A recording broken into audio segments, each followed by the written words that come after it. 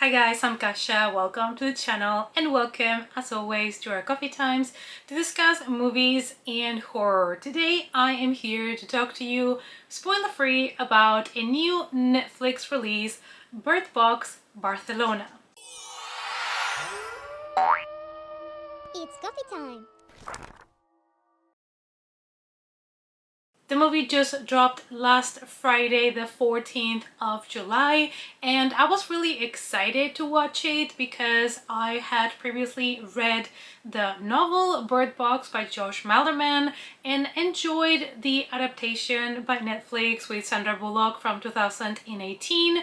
So of course I was excited that these kind of spin-off sequel was going to take place in Spain, and I was excited as well by the cast, some of the actors I know from other Spanish movies and TV shows, so I knew I had to watch it and let you guys know what I thought about it. Before we start talking about the movie, I just wanted to mention that my recording camera did die on me last week and I have a brand new camera, so I'm still kind of navigating through the options and trying to find the best way of recording. In the future I'll also be able to record in 4K, so really excited about that. But anyways, let's talk about Bird Box Barcelona. Bird Box Barcelona is a 2023 post-apocalyptic horror thriller directed by Alex and David Pastor.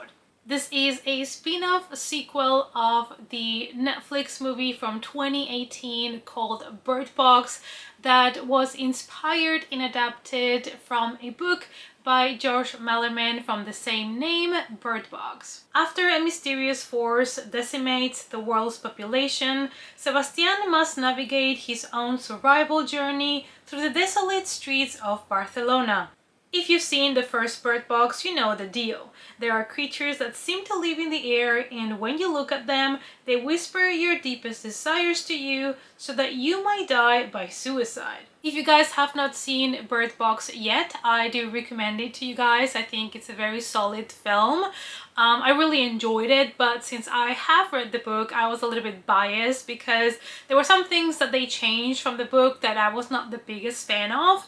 But I feel like for people that have never read the source material, it's going to be a really good horror movie. So check it out if you haven't. This is a spin-off, so I don't think you particularly have to see Bird Box first, but if you haven't, I would still recommend it to you. And this is because Bird Box has the fundamentals of, this new world order, this post-apocalyptic world, and they explain a little bit more, how it all started and about the creatures, and it is a more kind of basic when it comes to the lore, and the spin-off does kind of expand a little bit on that. We don't know if these creatures, these beings are extraterrestrial, we don't know if these aliens, if it's something that has to do with religion, we just don't know. But what we know is that you are not allowed to look at them, because the moment you do, you kind of lose your mind and you would kill yourself. That's what they do. They drive you insane and you end up killing yourself. So in the first movie, same as this one, we have survivors that are trying to make it in this new post-apocalyptic world. They keep indoors, they don't let strangers inside. When they go out, it's always blindfolded. They have their own ways to reach certain places and get resources, and that is one of the things that I enjoy the most, is to see how civilization adapts in post-apocalyptic movies. In Bird Box Barcelona, our main character is Sebastian. He is a father that is traveling together with his daughter Anna, and he is trying to find a safe place. They will come in touch with other survivors, and in this world order, you need to be really careful who you trust. But basically their main goal is to get to a safe place that they know exists in the top of a mountain, and on their way there, they're going to meet other characters that will join them. Then we have Claire, who is another important character in the movie, and if you recognize her face, it's because she was also in Barbarian. I knew immediately where I recognize her from, and she did a really good job in this one, and she was also dressed with the clothing colors that you would recognize from Sandra Bullock's film in Bird Box, which I thought it was a nice kind of homage to the original. And she is part of a group of survivors are hiding and coming in contact with Sebastian, and they all together try to get to the safe place. But of course they need to be careful because there are these beings outside that are really dangerous. When it comes to the concept of the movie, it is fairly similar.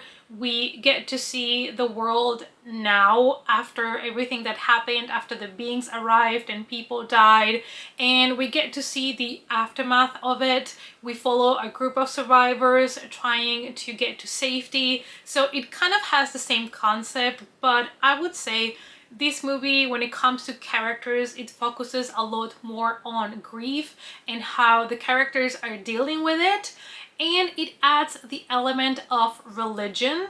It is a theme that comes a lot in the movie, and about people believing in God or not after what happened, which is something that, you know, a lot of humans ask themselves when there are these huge natural catastrophes. People ask themselves, why would a god allow this to happen? Now, talking about the movie without spoiling it is hard because the first big plot twist happens early on in the movie, so a lot of people are talking about it, so I do encourage you to be very careful on which reviews you listen to or you read, because they might spoil one of the biggest twists of the movie for you. I am of course not gonna talk about it, so this movie review might be a little bit shorter, but I just rather keep it mysterious for you guys. What I would tell you is that I was glad that they had some twists and turns to the original story and they did try something new. At least it was not just the same idea but just put in a different city.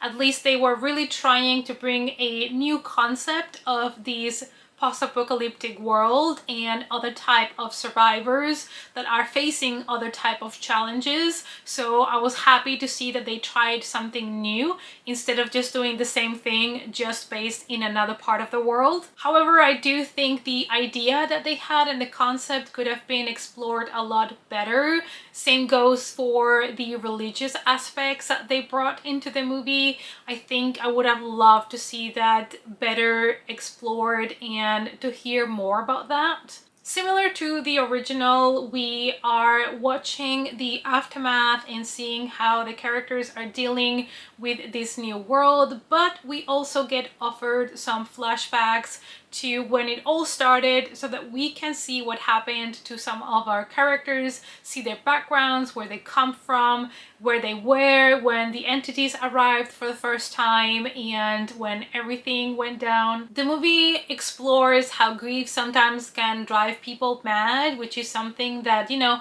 in this type of extreme situations, you would expect that some characters are mentally struggling. And we are now in a world in which basically everybody that is still alive has been confronted with some sort of trauma, loss, and grief. So they all are kind of in the same boat. The movie was also a lot more action-packed than the original. I think this one offers us a lot more different action scenes. Some of them were really interesting, and the way that in this movie they utilize, for example, dogs as a way to navigate through the world, I really enjoyed that. The cinematography was just fine. It was, you know, it has good production values.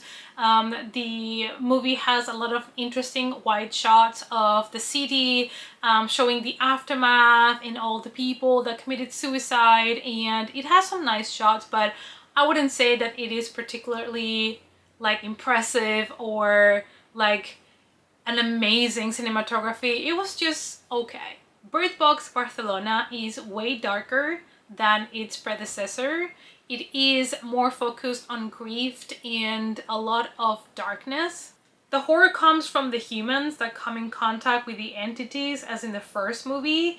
We do see how it all started in Barcelona, and we see how people reacted to the entities and all the different types of way people took their own lives. For me personally, I felt this movie had less tension. I feel like I was not so engaged with the characters in the sense of caring and rooting for their lives and fearing for their lives. It might be because we didn't get to really connect with them.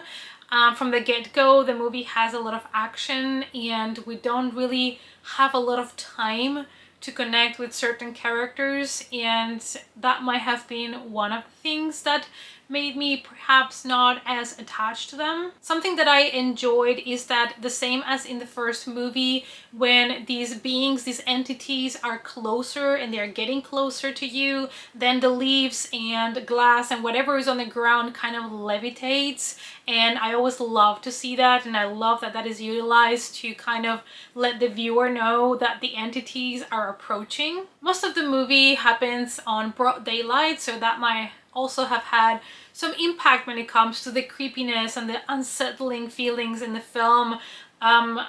They were not there. I mean, this is not a horror movie that you watch to get spooked. That is not the type of movie that it is. But this movie has something in common with most all other post-apocalyptic movies, which is the question of, you know, are these entities the most dangerous thing in the planet?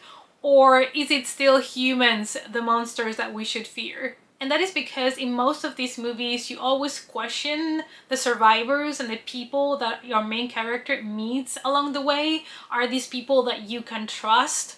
And it feels sometimes like you can trust nobody. And in this case, you cannot even trust your own eyes. Of course, you're going to see a lot of deaths from the people that, especially on the flashbacks, are committing suicide when it all breaks loose. But this is not, I would say, a horror movie where you would expect a lot of like killings and a lot of blood, a lot of gore, a lot of unsettling, creepy moments. It's not that kind of film. At the end of the day, I could only give this movie a 2.5 out of 5, and I think I was being a bit generous because I really do love the concept of this movie, and I did appreciate that they gave it a twist, and it has some really good moments. They did expand the franchise, which is something that you expect with a spin-off or a sequel, and they did add to the lore of the first movie. The only thing is that I'm not sure the way they went to and the way it was explained worked for me. And apart from that, I was lacking on tension and, like I said, some more creepy moments in this movie. But in my opinion, if you have seen Bird Box and enjoyed it and you want more, this is a good watch. I personally enjoyed it for what it was.